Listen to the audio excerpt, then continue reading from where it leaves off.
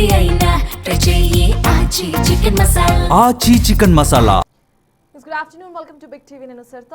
ముందుగా వార్కి సంబంధించిన డీటెయిల్స్ చూద్దాం. మిడిల్ ఈస్ట్లో యుద్ధం తీవ్రతరం అవుతుండటంతో ఇరాన్ అధ్యక్షుడు మసూద్ పెజెష్కియాన్ తాజాగా ఇరాన్ టీవీ వేదికగా అమెరికాకు, పొరుగు దేశాలకు ఒక మెసేజ్ను పంపించారు.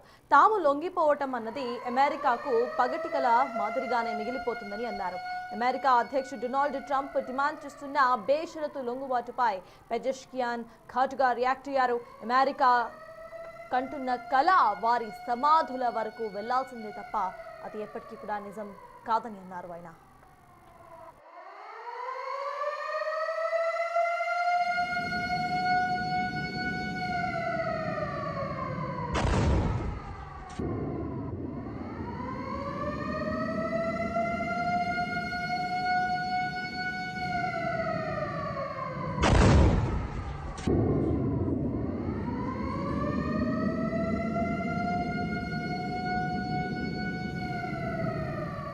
అటు ఇరాన్ దళాలు ఇటీవలి రోజుల్లో గల్ఫ్ దేశాలపై జరిపిన దాడులకు ఇరాన్ అధ్యక్షుడు వ్యక్తిగతంగా క్షమాపణలు కోరారు.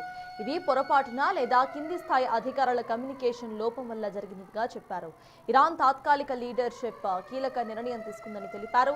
తమ పొరుగు దేశాలపై దాడులు చేయబోమని, ఒకవేళ ఆ దేశాల భూభాగం నుండి ఇరాన్పై దాడులు జరిగితే తప్ప తాము స్పందించబోమని క్లారిఫికేషన్ అయితే ఇచ్చారు.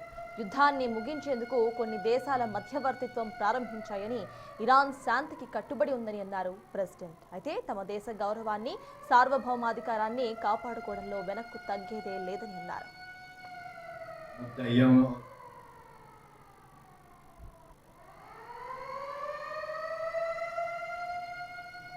తమ సుప్రీం లీడర్ అలీ ఖామ్నే ఇతర కమాండర్ల మరణానికి ప్రతీకారం తీర్చుకోవడం తమ హక్కు అని, శత్రువులను నిరాశకు గురి చేసేలా తమ సైన్యం శక్తివంతంగా పనిచేస్తుందని ఆయన వార్నింగ్ ఇచ్చారు. سلام عرض میکنم. تسلیت میگم مجددا. شهادت مقام معظم رهبری رو، فرماندهان بزرگوار کشورمون رو، دانش آموزان مظلوم و بیگناهی رو که مدعیان حقوق بشر، مدعیان آزادی، مدعیان انسانیت بیگناه با بمباران شهید کردن و روندی که متاسفانه وجود داره بدون توجه به تمام قوانین بین المللی هر جایی رو که دلشون میخواد